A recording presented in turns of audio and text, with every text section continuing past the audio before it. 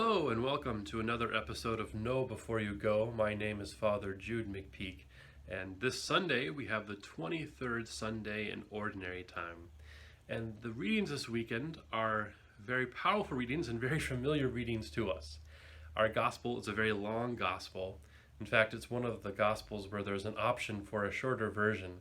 And the gospel comes from Luke, and it gives us three very famous, very memorable parables that Jesus gives his disciples, and the Pharisees and Sadducees as well.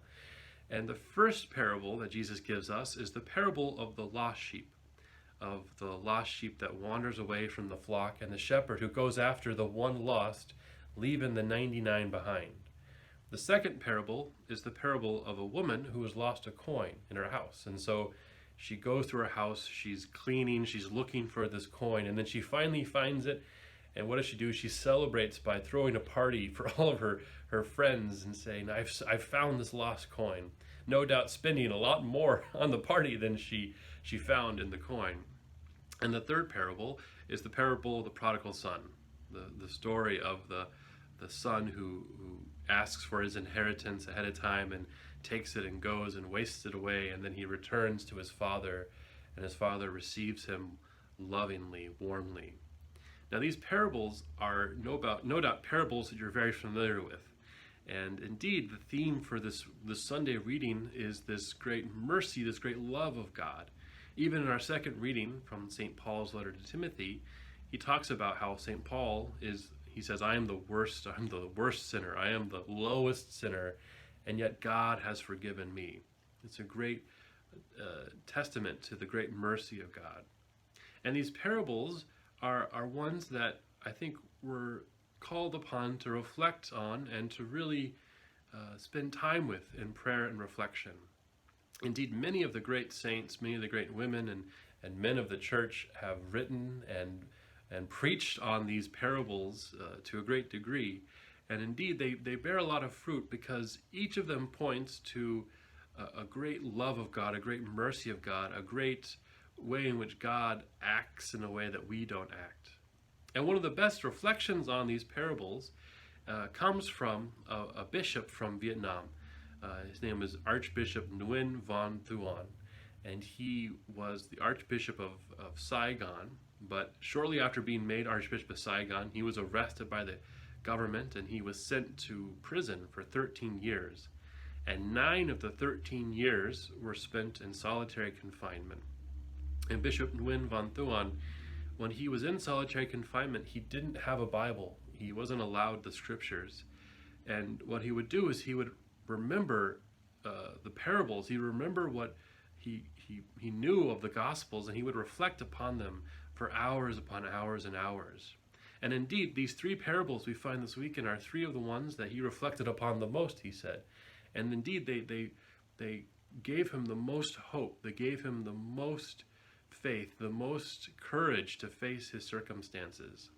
And what Bishop Nguyen Van Thuan said of these 3 parables is that they show what he called defects of God.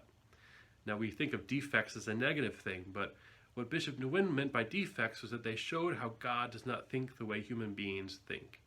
That the first defect, he says, is that God is not good at math.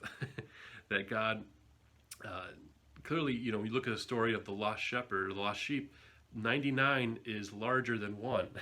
99 is a greater number than 1. And so if someone good at math wouldn't say, oh, well, I'll risk the lives of the 99 just to look for the 1 lost, they would see that as a bad deal.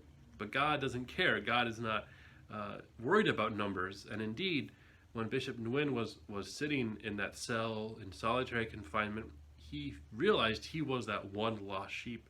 He felt like that 1 lost sheep, and it gave him great consolation to think of how God was longing and searching for him just as much as he was longing for God. And then Bishop Nguyen also said that one of the defects of God is that God does not have good common sense. Indeed, you can see this in the story of the woman who's looking for the lost coin. She's indeed looking for it, and it's great that she finds it, but then when she finds it, she throws a party. And she uses that coin for a party to celebrate finding the coin. And indeed, I think the same is true of our lives. When indeed we can think of ourselves and we're just like that little coin, and God is longing and searching and wanting us to find him. And when God finds us, what does he do? He celebrates. He throws a party. He celebrates and is so joyful that he has found us, that he doesn't care about the common sense. And finally, in the last defect that Bishop Nguyen talked about was that God does not have a good memory. And what he meant by this is that God is able to forget the things that have happened in our past to move forward with us. And we see this clearly in the story of the prodigal son, where the prodigal son, when he asks for his inheritance, it's a very rude and insulting thing. He's basically telling his father, I wish you were dead so I could have my money and go away. And not only that, but he leaves his home and he wastes the money. They can't recover that money again. He does many things that dishonor him and his family.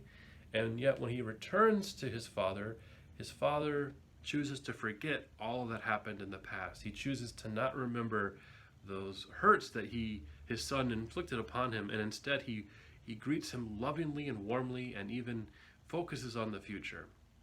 Indeed, these parables, I think, show us the great love of God, the great desire that God has for us, and the great joy that God has by being united to us. And so I think it's easy for us to forget how much God loves us, and it's easy for us to kind of get in our own heads. But indeed, I think it's important for us to look on the heart of Jesus, to look to Jesus, to look to God, and to see the great joy and the great love that God has for us. And when we see that great joy that God has when we come to him, when we are united with him, when we are lost but then find our way back, then it gives us the great hope and the great courage we need in our own lives to persevere.